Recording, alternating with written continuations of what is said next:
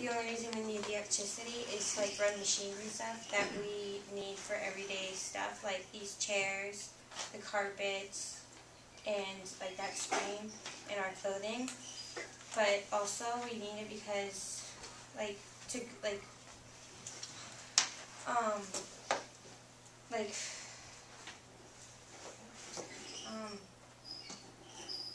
but then we also we need it because we want to go places, but the bad effects of that is like the CO2 in the air and stuff.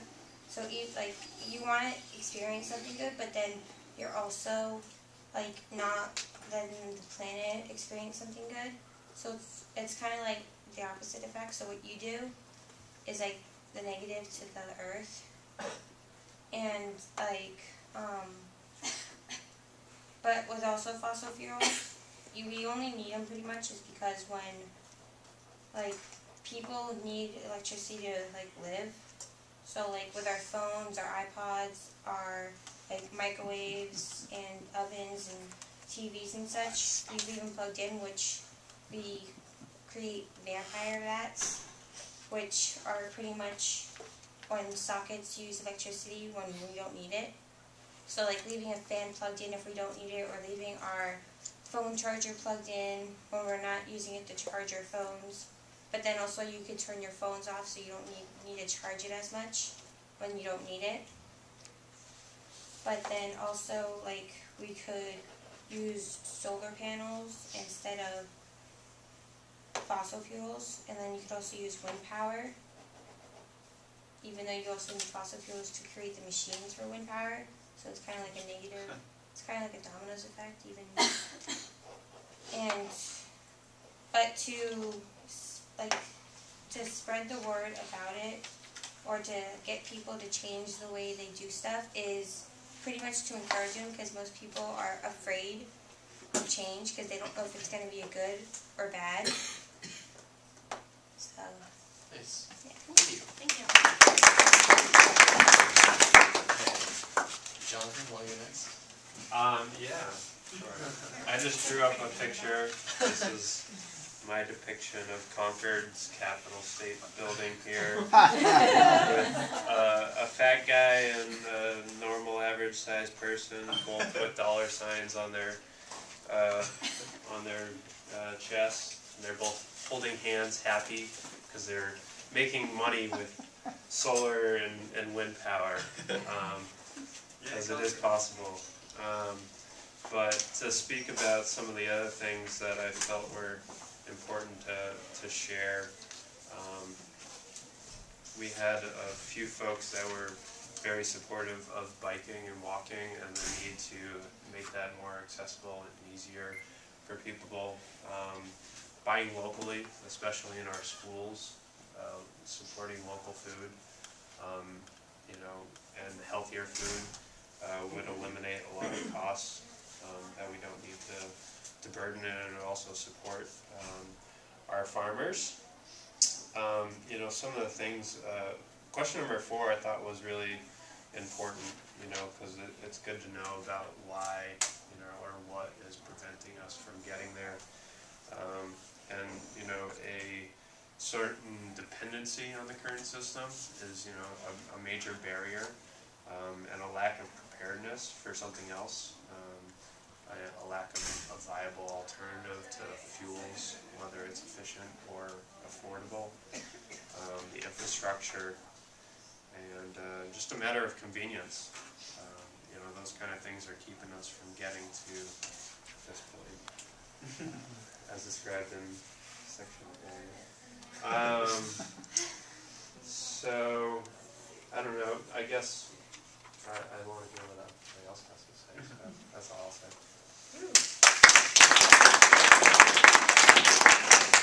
Solid picture.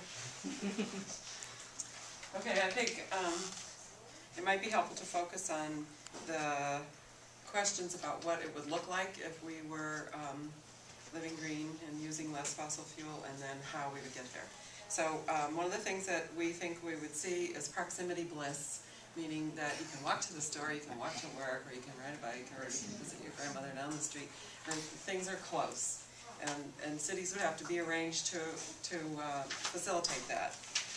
I think it would mean fewer of our younger people going off to war, because I think fossil fuel dependency causes wars and makes us sick. So people would be more healthy, people would be walking and working differently, so they'd be leaner and stronger. They would be used to establishing small businesses and small community support mechanisms within a center. There would be groups of smaller villages, less urban sprawl. Designers and planners would be arranging living spots so that they had a number of the amenities right within the complex. People would have to know a lot more about how to live communally. We'd all have better skills for being crowded and being happy like that. We think that they ought to start a school, educate. You said that word. That people are going to have to acquire these skills of communal living, working together in a different way than we do already, and that Concord can accomplish this by encouraging smart growth, that's the stopping of urban sprawl, and creating educational programs for some of these ideas we just talked about. And I said legislate smaller buildings, smaller homes, and it was pointed out that that type of legislation or taxation would be very difficult, especially in a place like Concord.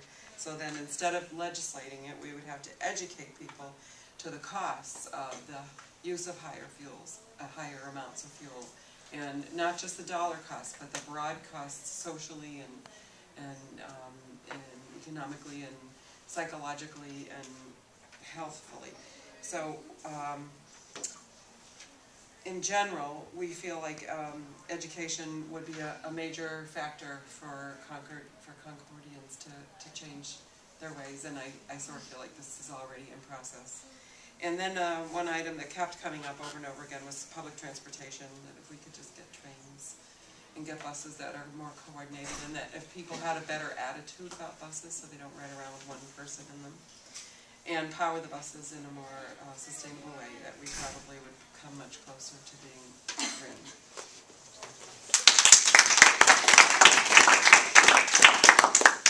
I'd be happy to go. A lot of the ideas have already been touched on, so I'll just kind of try to either reinforce or share something new.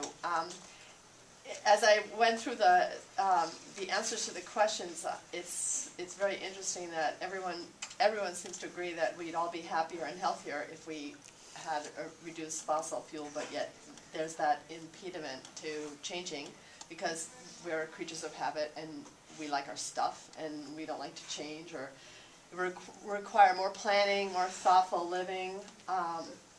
And so public transportation came up in almost every single one of the questions, so I guess I wanted to touch on that. Not being from Concord, I'm pretty floored that the buses, the attempt to have public transportation isn't being used, and I think that it's a good first attempt, but some group needs to go out and figure out why it's not being used and then make the change that's necessary. Someone mentioned that it doesn't go to the residential areas that they want it to go to, so how can that system that's already in place be adapted to have more ridership? And maybe initially, to get people to change their habits, you have to give them some incentive. People like free stuff.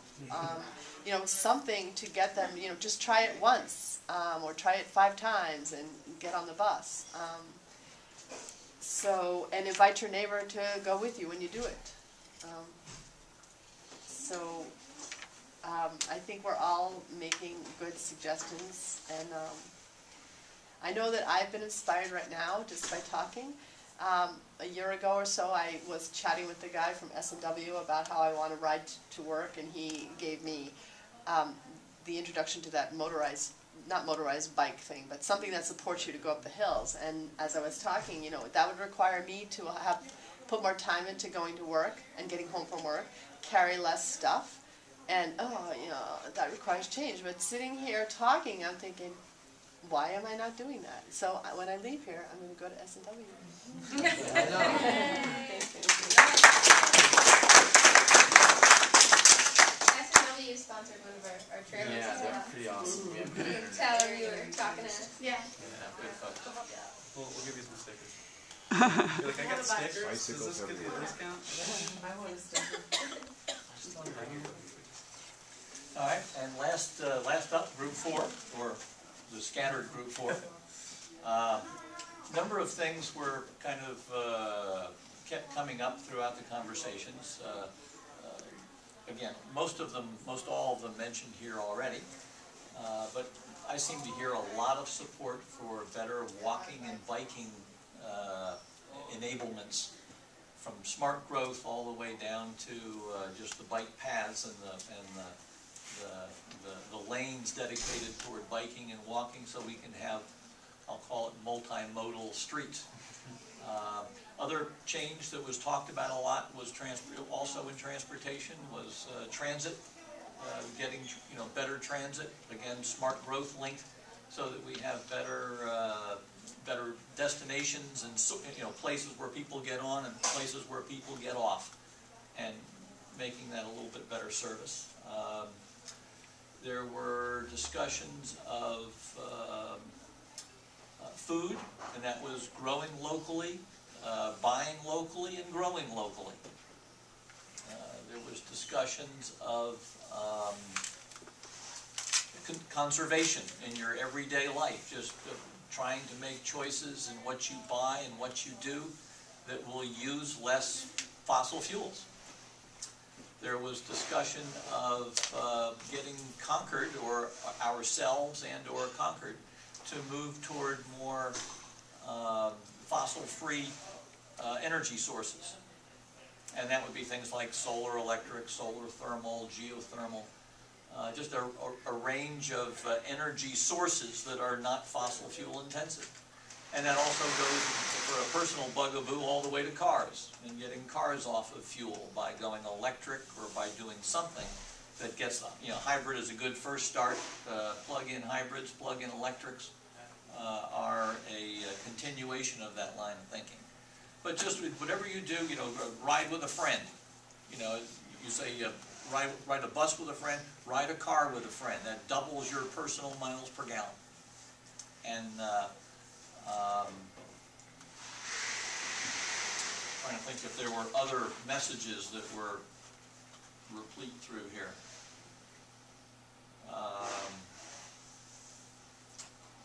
I think that probably covers it.